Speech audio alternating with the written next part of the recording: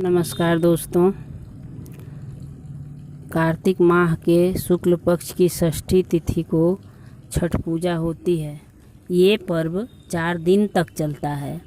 इस साल छठ का महापर्व 28 अक्टूबर से शुरू होकर 31 अक्टूबर तक चलेगा। छठ पूजा में महिलाएं संतान की दीर्घायु और बेहतर स्वास्थ्य सुख समृद्धि के लिए 36 घंटे का निर्जला व्रत रखती हैं। जानते हैं इस पर्व से जुड़ी कुछ अहम बातों के बारे में। कार्तिक शुक्ल पक्ष की चतुर्थी तिथि को छठ महापर्व का पहला दिन होता है। इस दिन को नहाय खाए के रूप में मनाया जाता है। इस परंपरा के अनुसार सबसे पहले घर की सफाई करके उसे शुद्ध किया जाता है। इसके बाद छठ व्रती स्नान कर शुद्ध शाकाहारी भोजन ग्रहण कर व्रत की शुरुआत करती हैं। घर के अन्य सभी सदस्य व्रती सदस्यों के भोजन करने के बाद ही भोजन ग्रहण करते हैं। नियम के अनुसार इस दिन भात यानी चावल, लौकी की सब्जी और दाल ग्रहण किया जाता है और खाने में सिर्फ सेंधा नमक का इस्तेमाल किया जाता है। दूसरे दिन कार्तिक शुक्ल पंचमी को भक्त व्रती महिलाएं उपवास रखती हैं और शाम को भोजन करती हैं। इसे खरना कहा जाता है।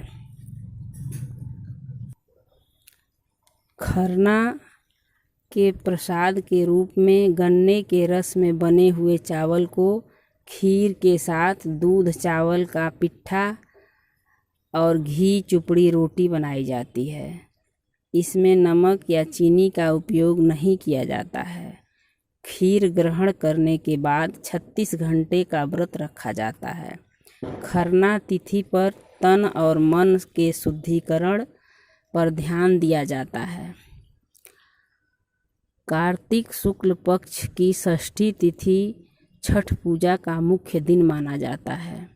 सायंकाल को पूरी तैयारी और व्यवस्था कर बांस की टोकरी में अर्घ का सूप सजाया जाता है और व्रती के साथ परिवार तथा पड़ोस के सारे लोग अस्तांचलगामी यानी डूबते हुए सूर्य को अर्घ देने घाट की ओर जाते हैं। सभी छठ व्रती तालाब या नदी के किनारे सामूहिक रूप से इकट्ठा होकर मिट्टी की बेदी बनाकर छठ मैया की पूजा करते हैं। फिर डूबते हुए सूर्य को पानी में खड़े होकर अर्घ देते हैं।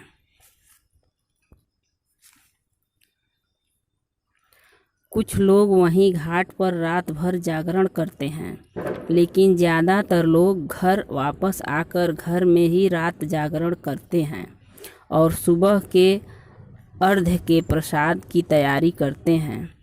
चौथे दिन कार्तिक शुक्ल सप्तमी की सुबह उदीयमान सूर्य को अर्घ दिया जाता है। इस दिन सूर्योदय से पहले भक्त पानी में खड़े हो जाते हैं और उगते हुए सूर्य को अर्घ देते हैं। अर्घ देने के बाद लोग प्रसाद बांटकर और महिलाएं सुहाग लेकर व्रत का पारण करती हैं। छठ पूजा में छुपा हुआ है सामाजिक संदेश। सूर्य षष्ठी व्रत में लोग उगते हुए सूर्य के साथ ही डूबते हुए सूर्य की भी पूरी श्रद्धा से पूजा करते हैं। इस पूजा में जातियों के आधार पर कहीं कोई भेदभाव नहीं किया जाता है। समाज में सभी को बराबरी का दर्जा दिया जाता है। इसका साक्ष्य है कि सूर्य देवता को बांस के बने सूप और डाले में रखकर प्रसाद अर्पित किया जाता है। उसे सामाजिक रूप से अत्यंत पिछड़ी जात के लोग बनाते हैं। अमीर हो या गरीब हो, सभी बांस के डाले और सूप का ही इस्तेमाल करते हैं। छठ में नदी और तालाब में खड़े होकर पूजा करने का कारण है, छठ पूजा के दौरान सूर्य को जल और कच्चे दूध से अर्घ देने का विधान है। शास्त्रों में पवित्र नदियों के जल से सूर्य को अर्घ देने और स्नान करने का विशेष महत्व बताया गया है।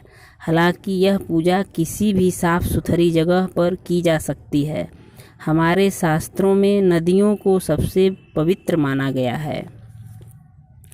आजकल लोग नदी के किनारे नहीं जा पाते हैं तो अपने अपने घरों में भी पूजा करते हैं। टब मंगाकर उसमें खड़े होकर के करते हैं, लेकिन जल में ही खड़ा होकर के सूर्य को अर्घ्य दिया जाता है। चाहे अपने छत पर, चाहे अपने आंगन में, कहीं भी आप पूजा कर सकते हैं। साफ सफाई का विशेष ध्यान रखा जाता है।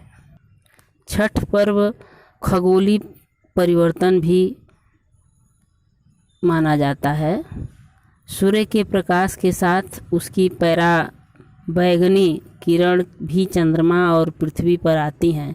सूर्य का प्रकाश जब पृथ्वी पर पहुंचता है तो पहले वायुमंडल मिलता है। पराबैंगनी किरणों का उपयोग कर वायुमंडल अपने ऑक्सीजन तत्व को संश्लेषित कर उसे उसके एलोट्रोप ओजोन में बदल देता है। इस क्रिया द्वारा सूर्य की पराबैंगनी किरणों का अधिकांश भाग पृथ्वी के वायुमंडल में ही अवशोषित हो जाता है। पृथ्वी की सतह पर केवल उसका नगण्य भाग ही पहुंच पाता है। सामान्य अवस्था में पृथ्वी की सतह पर पहुंचने वाली पराबैंगनी किरण की मात्रा मनुष्यों या जीवों के सहन करने की सीमा में होती है। अतः सामान्य अवस्था में मनुष्य पर इसका कोई विशेष हानिकारक प्रभाव नहीं पड़ता, बल्कि उस धूप द्वारा हानिकारक कीटाणु मर जाते हैं। डूबते हुए सूर्य को अर्घ्य देते हैं। आयुर्वेद विज्ञान के अनुसार सूर्य को सुबह के वक्त अर्घ्य देने से स्वास्थ्य सही रहता है। धार्मिक मान्यता है कि दोपहर में सूर्य देव को अर्घ्य देने से नाम और यश बढ़ता है। वहीं शाम के समय अर्घ्य देने से जीवन में कभी किसी चीज़ की कमी नहीं रहती है।